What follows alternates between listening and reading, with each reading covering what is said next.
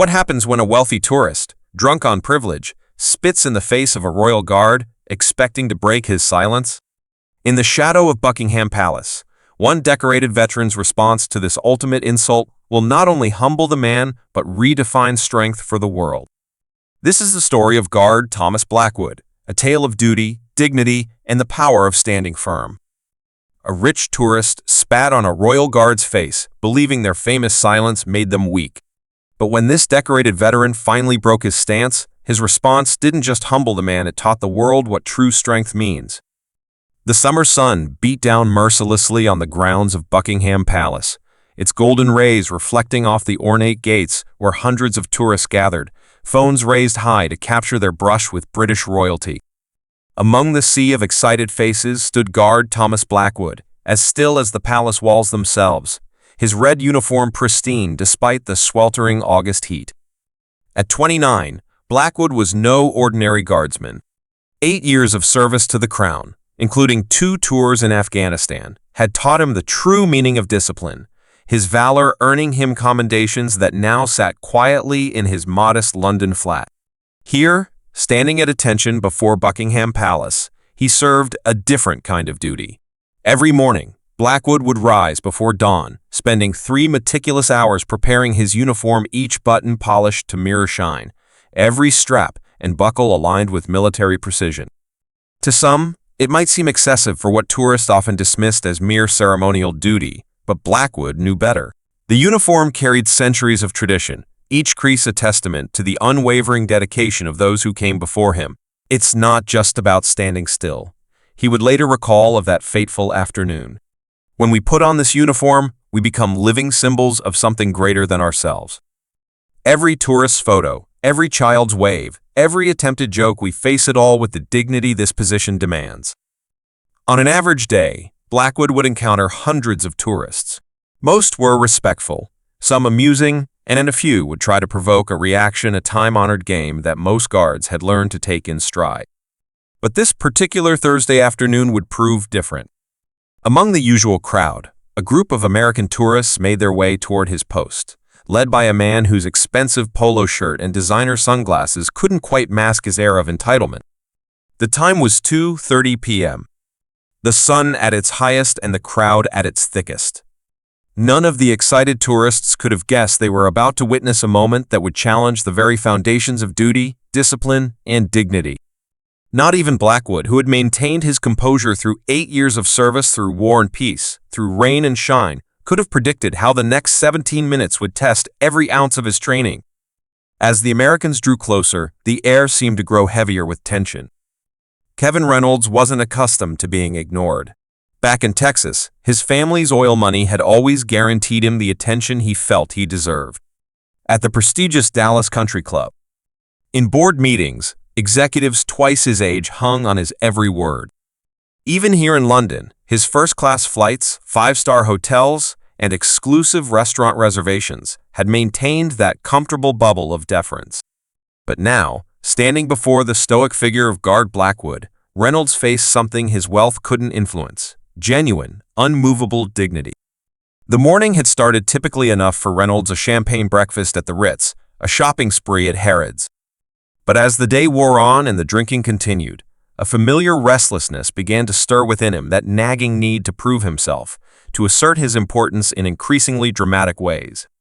"Hey, look at this guy," Reynolds called out to his friends, his voice carrying the distinctive drawl of old money Texas. "Bet you $50 I can make him crack." His 3 companions, already recording with their phones, snickered in anticipation.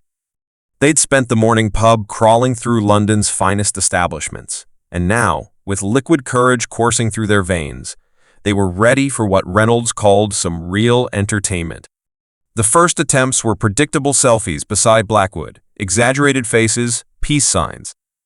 "Come on, buddy, smile for the camera." A small crowd began to form, their own phones raised to capture whatever might unfold. A street vendor nearby pushed his cart away, sensing trouble with the instinct of someone who'd seen similar scenes before. Blackwood remained motionless, his eyes fixed straight ahead. In his mind, he recited the oath he'd taken years ago, letting the familiar words wash over him like armor. He'd faced worse, much worse. The scars on his left shoulder from that firefight in Helmand Province were testament to that. This was nothing, just another tourist who'd had too much to drink and forgot his manners. But Reynolds was just getting started. Emboldened by his audience and frustrated by Blackwood's composure, he stepped closer, the expensive scotch on his breath mingling with designer cologne.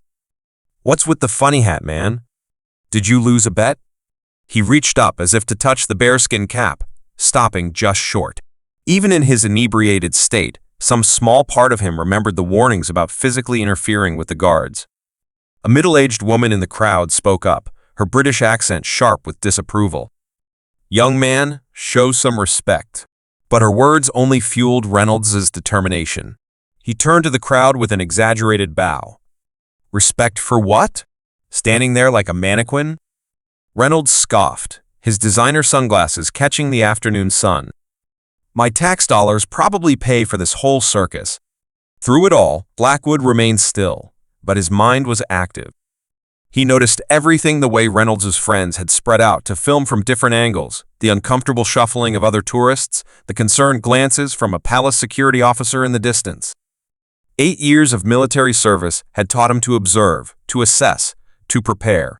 "Maybe he's broken," Reynolds announced, moving to stand directly in front of Blackwood. "Hey, robot! Anyone home?" He waved his hand in front of Blackwood's face, close enough that the guard could smell the expensive scotch on his breath, Macallan 25, if Blackwood had to guess. The crowd had grown larger now, a mix of entertained onlookers and concerned observers. A young girl, no more than 7 or 8, tugged at her mother's sleeve, her ice cream cone melting forgotten in her hand. "Mommy, why is that man being so mean?" The question, innocent and clear in the afternoon air, caused several onlookers to shift uncomfortably. Reynolds, either not hearing or choosing to ignore it. "Ladies and gentlemen, I think it's time we found out if these guards are actually human." Blackwood felt his jaw tighten almost imperceptibly. In Afghanistan, he'd learned to read people, to sense when a situation was about to escalate beyond the point of no return. That same instinct was screaming at him now.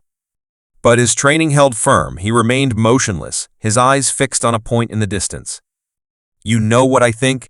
Reynolds announced to his increasingly uncomfortable audience. "I think these guys are just scared. Scared to move, scared to speak, scared to be real." His words slurred slightly at the edges, betraying the liquid courage that fueled his bravado. They hide behind tradition because they're too weak to face reality. Blackwood's mind flashed briefly to a morning in Helmand Province, where he'd held his position under heavy fire for 3 hours to protect a wounded colleague. Weak was not a word that featured in his vocabulary. An elderly gentleman stepped forward from the crowd, his RAF veteran pin glinting in the sunlight. "Son, that's enough. You've had your fun." But Reynolds was beyond hearing reason. "You want to know what I think of your precious tradition?" Time seemed to slow as he gathered the saliva in his mouth.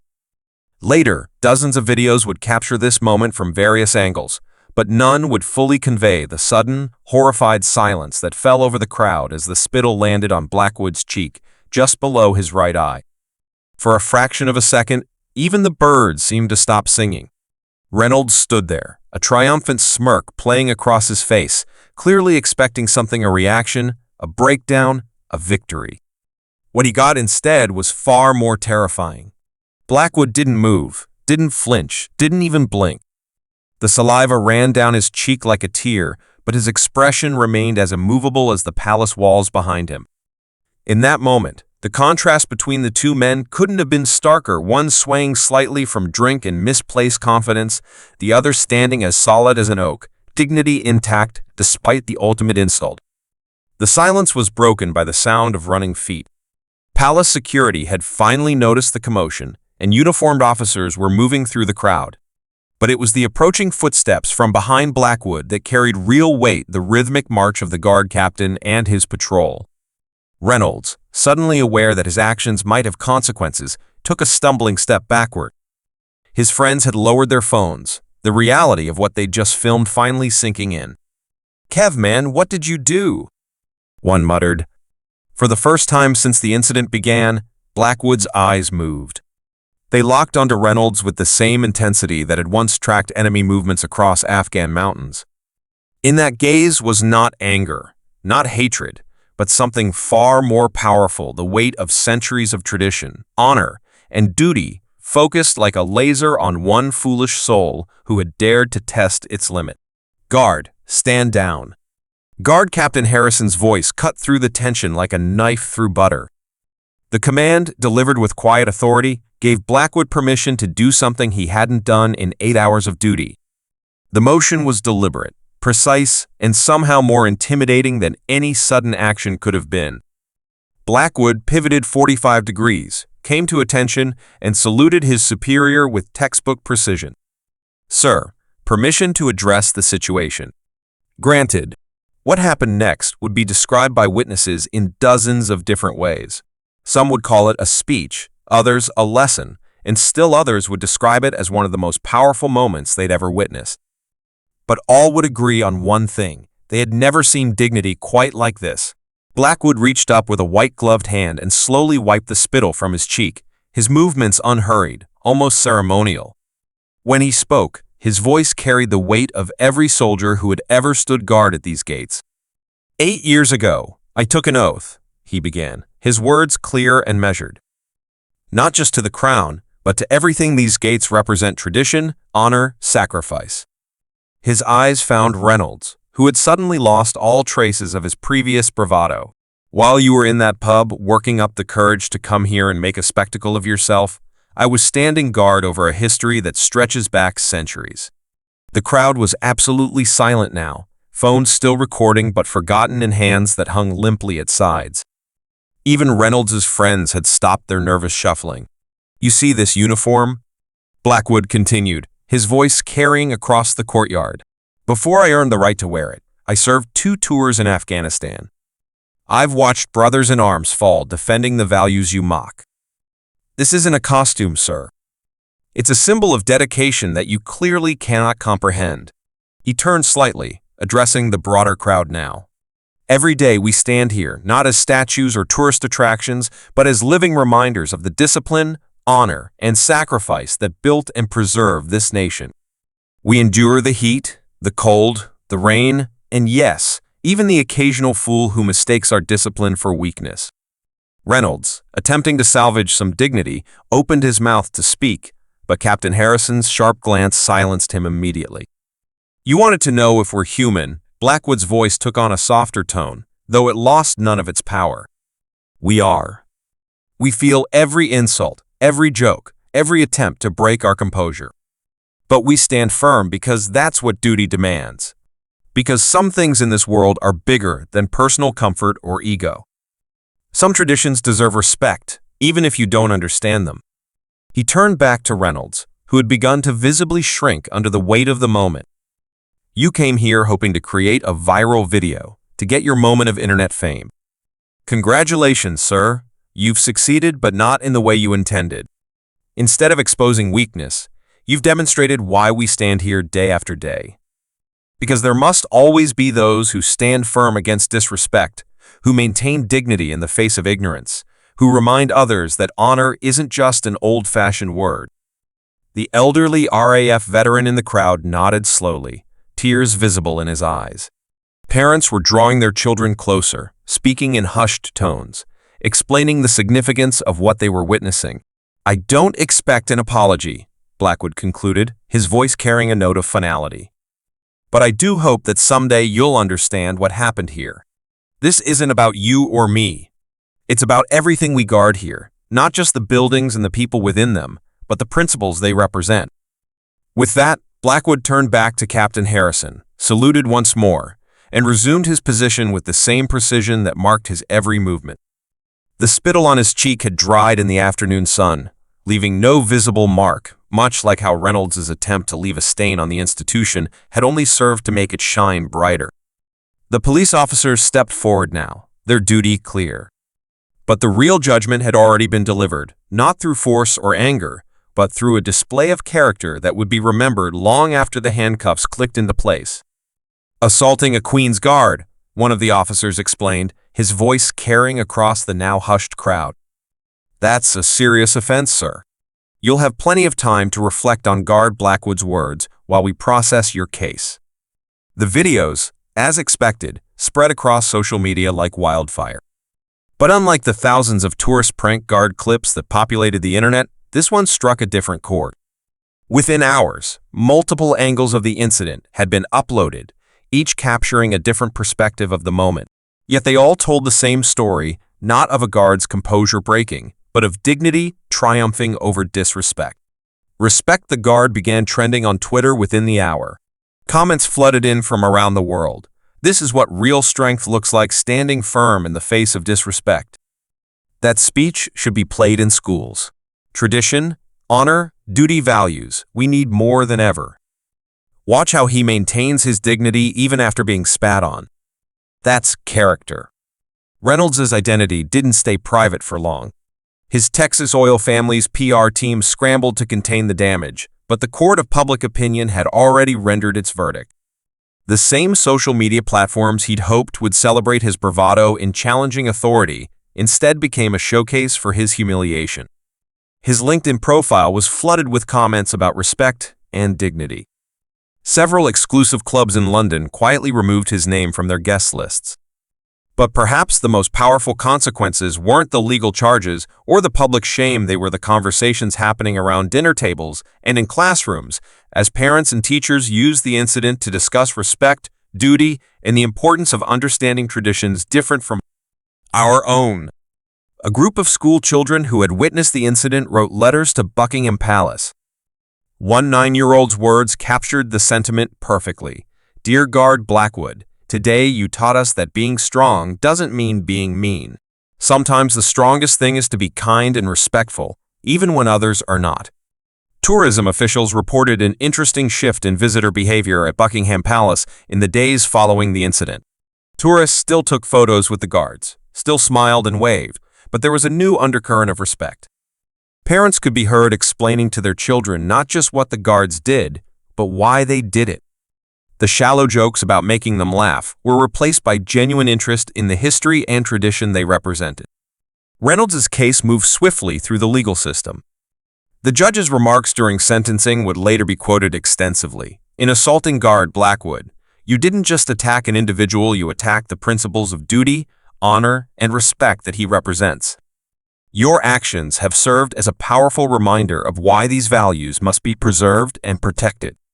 The fine was substantial, but the requirement to perform community service at veterans organizations would prove far more impactful. Reynolds would later admit that nothing in his privileged life had prepared him for the humbling experience of serving those who had served their country. As for Guard Blackwood's viral moment, it found its way into training materials for military units and police forces around the world, not for his unwavering stance against provocation, but for his measured, dignified response when finally addressing it. It became a case study in how to maintain authority through character rather than force. But through it all, Blackwood remained unchanged. The next day, he resumed his post with the same dedication, the same precision, the same unwavering commitment to duty. The only difference was the added depth of respect in the eyes of those who now understood exactly what it meant to stand guard over not just a palace, but the principles it represented.